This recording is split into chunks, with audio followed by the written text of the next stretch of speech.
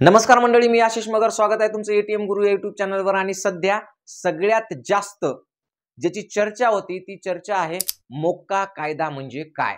मस्साजोग प्रकरणामध्ये विविध त्या असलेल्या आरोपींवर मोक्का लावला. त्याच्यानंतर त्याच्यामध्येच खंडणीचे एक जे आरोपी होते म्हणजेच वाल्मिक कराड यांच्यावर सुद्धा मोक्का लागावा म्हणून स्वतः संतोष अण्णा देशमुख यांचे भाऊ धनंजय देशमुख यांनी आंदोलन केलं. अक्षरशः त्यांनी पाण्याच्या टाकीवर चढून आंदोलन केलं आणि त्यांनी असं सांगितलं की यातल्या वाल्मिक कराडांवर सुद्धा मोक्का लागलाच पाहिजे. इव्हन त्यांनी असाही इशारा दिला होता की जर वाल्मिक अण्णा कराडांवर जर म्हणजे मोक्का नाही लागला तर मी आत्मदहन करेल. आणि याचबरोबर महाराष्ट्रामध्ये आपण वेगवेगळ्या गुन्ह्यांमध्ये पाहत असेल किंवा जिथे जिथे काही अशा गुन्हेगारी घटना घडतात अशा ठिकाणी आपण पाहिलं असेल की वारंवार लोक काय करतात, मोक्का या कायद्याची किंवा मोक्का लावण्याची मागणी करतात.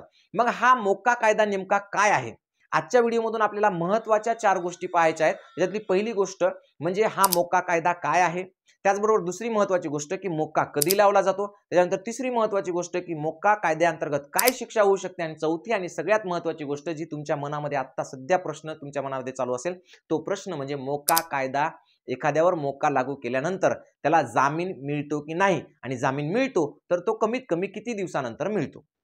बघा, या 4ही प्रश्नाची आपल्याला व्यवस्थित उत्तरं पाहिजे, जी तुम्हाला जाणून घ्यायची आहेत. ती सगळी उत्तरं मी तुम्हाला अगदी सोप्या, सहज आणि साध्या भाषेत सांगणार आहे. तत्पूर्वी तुम्हाला एक कळकळीची विनंती करतो की तुम्ही अजूनपर्यंत जर एटीएम गुरु या चॅनलला सबस्क्राईब केलं नसेल तर पहिली गोष्ट एटीएम गुरु या चॅनलला सबस्क्राईब करून ठेवा. चला तर मग पाहूया आजचा आपला पहिला प्रश्न काय आहे की मोक्का कायदा नेमका काय आहे. तर बघा, संघटित गुन्हेगारीला आळा घालण्यासाठी हा कायदा कलम 245 नुसार महाराष्ट्र सरकारने 24 फेब्रुवारी 1999 ला तयार केलेला आहे. आता तुम्ही म्हणसाल की संघटित गुन्हेगारी म्हणजे काय, तर संघटित गुन्हेगारी म्हणजे काय तर 4 पेक्षा अधिक लोक एकत्र येऊन जर एखादी गुन्हेगारी करत असतील पण त्याच्यामध्ये सुद्धा वेगवेगळ्या कंडिशन्स आहेत, वेगवेगळ्या त्याच्यामध्ये अटी आहेत. पहिली गोष्ट तर मोक्का कायदा काय, तर संघटित गुन्हेगारीला आळा घालण्यासाठी तयार केलेला कायदा आहे. पण आता मोक्का कधी लावला जातो, म्हणजे मोक्का कायदा एखाद्यावर लावण्यासाठी ते नेमकं काय अटी आहेत किंवा त्याच्यातले क्लॉजेस काय आहेत ते पाहणं खूप महत्त्वाचं आहे. जसं आता मस्साजोग प्रकरणामध्ये 8 आरोपींवर मोक्का लागला. आज चालू घडामोडीमध्ये जर पाहिलं तर आजच्या दिवशी वाल्मिक कराडांवरही मोक्का लागला. मग तो मोक्का लागलेला योग्य की अयोग्य हे ठरवण्यासाठी आपल्याला हे पाहणं खूप गरजेचं आहे की मोक्का कधी लावला जातो. तर मोक्का कधी लावला जातो, तर मोक्का लावण्यासाठी एक टोळी असावी लागते. टोळी म्हणजे काय, तर 4 पेक्षा अधिक लोक तिचे मेंबर्स असले पाहिजे, तिचे सदस्य असले पाहिजे, आणि या लोकांनी मागच्या 10 वर्षापासून किमान 2 असे गुन्हे केले पाहिजे की जे गुन्हे संघटित होते, म्हणजे त्याच्यामध्ये 4 पेक्षा अधिक लोक इन्व्हॉल्व होते. मग आता वाल्मिक कराड असतील किंवा त्यांचे हे जे काय आता मस्साजोगचा सरपंचाच्या हत्या प्रकरण झाले त्याच्यातले जे लोक आहेत या लोकांची मिळून संख्या किती आहे, तर निश्चितच 4 पेक्षा जास्त आहे. आणि मागच्या 10 वर्षामध्ये त्यांच्यावर 2 पेक्षा अधिक आरोप आहेत का, दोषारोप आहेत का, आणि ते दोषारोप कोणते असले पाहिजे की ज्याच्यामध्ये किमान 3 वर्षाची शिक्षा होऊ शकते असे गुन्हे असले पाहिजे. म्हणजे 3 वर्षापेक्षा जास्त किंवा किमान 3 वर्ष अशी शिक्षा होणारे जर गुन्हे त्यांनी केलेले असतील किमान 2 वेळा, तर याच्यामधले जे आरोपी आहेत, जवळपास आरोपी जे आहेत त्यांच्यावर 8-8, 10-10, 15-15 गुन्हे दाखल आहेत. त्याच्यामुळं मोक्का हा तिथं लावता येतो का, तर निश्चितपणे लावता येतो. म्हणजेच मोक्का कधी लावला जातो, एकतर ती टोळी असली पाहिजे, म्हणजे गँग असली पाहिजे, म्हणजेच त्यांनी मागच्या 8-10 वर्षापासून सक्रिय असलं पाहिजे. त्या मागच्या 8 ते 10 वर्षामध्ये त्यांनी किमान 2 असे दोषारोप केलेले पाहिजे किंवा 2 गुन्हे असे केलेले पाहिजे. आणि मग जर समजा एवढं सगळं असेल तर मग त्यांच्यावर मोक्का लावता येतो. आता मोक्का लावताना साधारणतः गुन्हे कोणते असतात, तर मोक्का म्हणजे कशामध्ये लावला जातो, तर एकतर सुपारी म्हणजे काय, पान सुपारी नाही किंवा विमल गुटखा तंबाखू नाही. सुपारी म्हणजे एखाद्याचं सगळं काही सुरळीत चालू असेल आणि त्याचा जर एखाद्याला कोणाला सत्यानाश करायचा असेल किंवा एखाद्याचं बरं दिसत नसेल तर काय करायचं, कोणीतरी त्याच्या विरोधात टपलेला असतो, किंवा एखाद्याला स्वतःचा काही स्वार्थ साधायचा असेल आणि त्याच्यामध्ये जर कोणी अडथळा येत असेल किंवा एखादी चुकीची गोष्ट, भ्रष्टाचार किंवा इतर काही करत असताना जर कोणी त्याच्यात अडथळा ठरत असेल तर मग अशा वेळेला काय होतं की काही लोक पैसे देतात एखाद्याला, आणि मग ते पैसे दिल्यानंतर त्याची सुपारी घ्यायची आणि त्या व्यक्तीला मग आयुष्यातून उठवायचं किंवा संपवायचं. असं सुपाऱ्या घेऊन काम करणं जे असतं त्या सुपारीमध्ये सुद्धा काय होऊ शकतं, मोक्का लागू शकतो. त्याचबरोबर हप्ते वसुली, भाईगिरी करायचं, गावोगी प्रोटेक्शन मनी म्हणतात आजकाल त्याला, तुला दुकान चालवायचं ना, चल दे गुपचूपचा गाडा टाकायचा ना, चल एवढे पैसे काढा. मग यासाठी एकटे नसतात तर ते 4-5 लोक असतात, एकाच वेळी जातात आणि 4-5 लोक मिळून पैसे मागतात, त्याला म्हणतात हप्ते वसुली. त्याच्यानंतर खून, जसं मस्साजोगचं प्रकरण घडलं,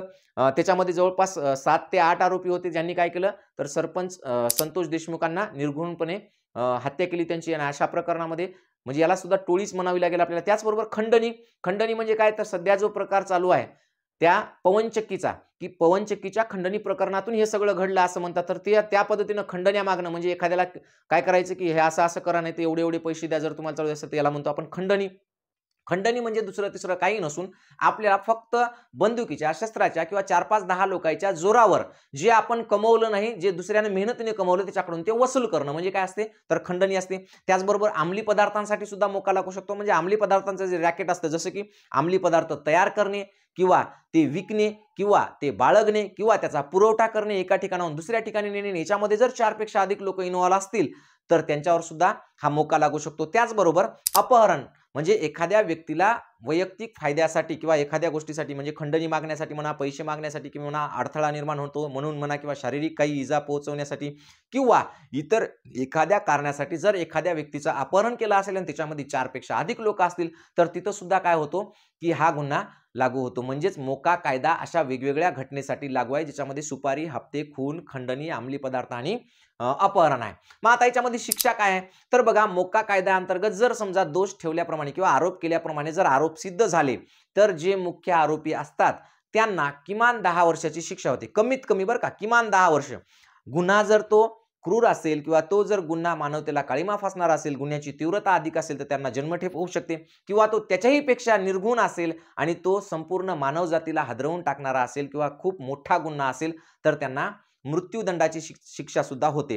म्हणजेच कमीत कमी 10 वर्ष, जास्तीत जास्त मृत्यूदंड असा आहे. बरं, याच्याही पुढे जाऊन काय, जर त्यांना या गुन्ह्यात कोणी मदत केली असेल, जे की टोळी युद्ध म्हणजे टोळीमध्ये सामील नव्हते किंवा या गुन्ह्यात सामील नव्हते, परंतु त्यांनी यांना मदत केली असेल एखादं समजा अपहरणासाठी, पळून जाण्यासाठी किंवा वेगवेगळ्या कारणासाठी, तर अशा मदत करणाऱ्यांना सुद्धा काय आहे माहिती आहे का, याच्यामध्ये शिक्षा आहे. त्यांना सुद्धा कमीत कमी 3 वर्षापर्यंतची शिक्षा होऊ शकते, मग त्याच्यापेक्षा जास्त असू शकते आणि जन्मठेपेपर्यंत सुद्धा होऊ शकते. कमीत कमी 1 लाख ते 3 लाख 5 लाखापर्यंत त्यांना सुद्धा दंड भरावा लागू शकतो. म्हणजेच या गुन्ह्यामध्ये जे आता आजच्या कंडिशनला ज्यांनी कोणी या अशा गुन्ह्यांमधल्या लोकांना पळून जाण्यासाठी किंवा लपून ठेवण्यासाठी मदत केलेली आहे किंवा ज्यांच्यासाठी गाडी घोड्या पुरवलेल्या आहेत, यांच्यावर सुद्धा त्या अंतर्गत कारवाई होऊ शकते. एवढंच नाही तर सध्या आपल्या महाराष्ट्रातली अत्यंत वाईट आणि किळसवाणा एक प्रकार सध्या चालू आहे. तो काय, तर न्यायासाठी आंदोलन करणं हे सगळ्याला मान्य आहे. न्यायासाठी आंदोलन करणं हे संविधानिक आहे. न्यायासाठी आंदोलन करणं हे आपल्याला संविधानाने किंवा राज्यघटनेने दिलेला अधिकार आहे. परंतु आता ज्यांच्यावर गुन्हे दाखल आहेत, ज्यांचा काहीतरी इन्व्हॉल्युशन आहे, ज्यांच्यावर 5-5, 10-10, 15-15 गुन्हे दाखल आहेत, अशा लोकांना वाचवण्यासाठी जे लोक आंदोलन करत आहेत त्यांची मात्र खरंच कीव येते. आणि अशा एखाद्या गुन्ह्यातून एखाद्याला वाचवण्यासाठी जर असं काही तयार होत असेल आणि अशा पद्धतीने कोणी कार्य करत असेल तर त्यांच्यावर सुद्धा मोका लागू शकतो का, हा एक महत्त्वाचा प्रश्न आहे. आणि त्याच्यामध्ये जर समजा असं आढळून आलं चौकशी एजन्सीला किंवा पोलिसांना की हे लोक यांना वाचवण्यासाठी असं करत आहेत, तर निश्चितपणे तिथं सुद्धा मोका लागू शकतो, असं जर कोणी मुद्दामून करत असेल तर. म्हणून आणि सगळ्यात महत्त्वाचं असते की गुन्हेगाराला शिक्षा होण्यासाठी आंदोलन कोणीही करावं, पण गुन्हेगाराला वाचवण्यासाठी आंदोलन करू नये. ही माणुसकीला आणि मानव जातीला काळीमा फासणारी घटना आहे. म्हणून असं कोणीही करू नये, असं आपलं प्रामाणिक मत आहे. जर त्यांच्यावर गुन्हा सिद्ध झाला नाही आणि ते निर्दोष मुक्त झाले तर निश्चितपणे त्यांचं स्वागत करा, त्यांना देव माना, त्यांची पूजा करा. पण ज्यांच्यावर गुन्हा दाखल आहे, ज्यांचं इन्व्हॉल्युशन हळूहळू समोर येत आहे, अशा लोकांसाठी आंदोलन न केलेलं चांगलं. कारण शेवटी आपण माणूस आहोत आणि माणसाने माणसासाठी न्यायासाठी लढलं पाहिजे माणसाच्या. ठीक आहे. आता याच्यानंतरचा पुढचा महत्त्वाचा मुद्दा आहे की याच्यामध्ये जामीन मिळतो का. तर मित्रांनो, हे गुन्हा जेव्हा एखाद्यावर दाखल होतो किंवा मोकाअंतर्गत जेव्हा एखाद्यावर कारवाई होते तेव्हा त्याला कमीत कमी 30 दिवसाची, जास्तीत जास्त 180 दिवसाची कोठडी मिळू शकते. म्हणजेच पीसीआर मिळू शकतो. त्याच्यामध्ये पोलीस कोठडी असेल किंवा मग न्यायालयीन कोठडी असेल. पीसीआर जर मिळाला तर मग त्या माणसाचं काही खरं नसते. तुम्हाला माहित आहे की पीसीआर मध्ये काय करतात, तर इतकं भयानक पद्धतीनं, अगदी खतरनाक पद्धतीनं असं हाणतात की त्याला गुन्हा केल्यानंतर ज्याला पश्चाताप होत नव्हता त्याला सुद्धा तिथं पश्चाताप होतो की मी हे का केलं म्हणून, हे की नाही.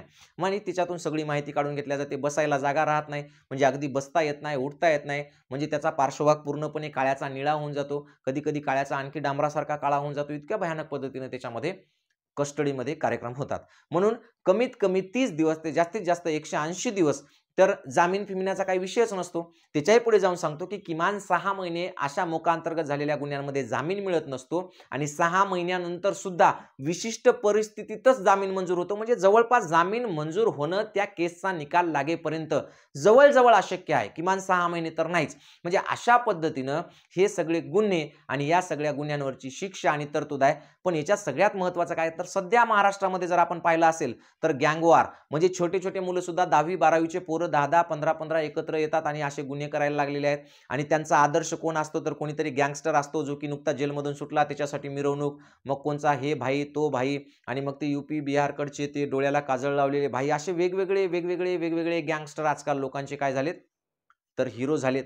लोकांचे म्हणण्यापेक्षा तरुण पोरांचे हिरो झालेत. आणि मग कळत न कळत या भाईगिरी करण्याच्या नादामध्ये अशा टोळक्यांमध्ये ते जाऊन पडतात. काही संबंध नसताना उगाच त्या भाईसोबत फोटो काढतात, काही संबंध नसताना त्यांचे पोस्टर लावतात, काही संबंध नसताना त्यांच्या रील्स ठेवतात, स्टेटस ठेवतात, आणि मग हळूहळू ही लोक त्या गुन्हेगारीकडे वळतात. म्हणून तरुणांनी काळजी घेतली पाहिजे. या दलिंदर लोकांना आदर्श मानण्यापेक्षा या नीच प्रवृत्तीच्या, ज्या माणुसकीला काळीमा फासणाऱ्या घटना करतात, अशा लोकांना आदर्श मानण्यापेक्षा स्वामी विवेकानंदांना आदर्श माना, तुम्ही छत्रपती शिवाजी महाराजांना आदर्श माना, तुम्ही डॉक्टर बाबासाहेब आंबेडकरांना आदर्श माना, आणि शिवशाहू फुले या विचारावर तुम्ही चला. म्हणजे काय होईल तर गुन्हेगारीपासून आपली मुक्तता होईल. म्हणून प्रत्येकाला एक कळकळीची विनंती आहे की आपल्या लेकरा बाळाकडे जरासं लक्ष ठेवा. घरात जर ते उशिरा आले, त्याचे स्टेटस पाहत जा, त्याच्या फेसबुकच्या पोस्ट पाहत जा, इन्स्टाच्या पोस्ट पाहत जा. तुम्हाला जर फेसबुक, इन्स्टा आणि हे कळत नसेल सोशल मीडिया, तर शिकून घ्या. मायबापांनी अडाणी असाल तरी शिकून घ्या. आणि पोराचे आयडी काय ते तुमच्या लक्षात ठेवा. त्याला एकदा तरी दिवसातून बसून आज तू या दिवसभरात काय काय फेसबुकला किंवा इंस्टाग्रामला किंवा इकडे तुझ्या सोशल आयडीला काय काय टाकलं ते एकदा चेक करा. आणि त्याच्यामध्ये जर असं काही दिसलं की भाईगिरी, गुन्हेगिरी, बंदूक, हे ते, तर त्याला मायच्यान खोटं सांगत नाही, त्याला टाइम लावून तुडवा. अर्धा 1-1 घंटा इतकं तुडवा ना, डबल त्यानं ते फोन हातात घेऊन असं काही स्टेटस ठेवण्याच्या आधी 100 वेळा विचार केला पाहिजे की मायबाप लय कुत्र्यावानी मला तुडवतील. भाऊ, ह्याच्या नादाला लागणं नको. बाहेर गुंडागिरी, गँग तयार करण्यापेक्षा घरात आपली सुखाने एक कुटका भाकर, कोरकुटका खाल्लेली चांगला आहे. मार खाणं नको. हे तुम्ही पालकांनी सुद्धा काळजी घ्या. आत्तापासूनच मोबाईल चेक करायला सुरुवात करा. परत एकदा सगळ्यात महत्त्वाची गोष्ट सांगतो की तुमच्या लेकराबाळाच्या शिक्षणामध्ये जर काही अडथळा असेल, पैसे किंवा काही कमी पडत असेल, तर मी सदैव तयार आहे त्यासाठी. आणि म्हणूनच आपण येत्या फेब्रुवारी महिन्यापासून पोलीस भरतीसाठी एक फ्री बॅच तयार करत आहोत.